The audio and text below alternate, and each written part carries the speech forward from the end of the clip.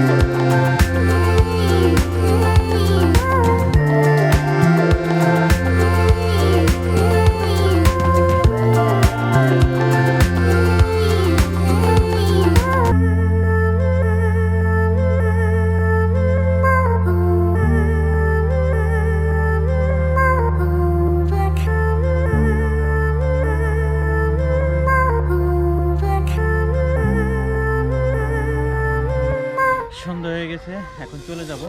কালকে আবার নতুন কোনো জায়গায় যাব। আসলে আমরা এই জায়গায় 3-4 দিন মনে হয় থাকবো। সীতাকুণ্ডে যত জায়গা আছে আমরা সম্পূর্ণ আপনাদেরকে দেখানোর চেষ্টা করব।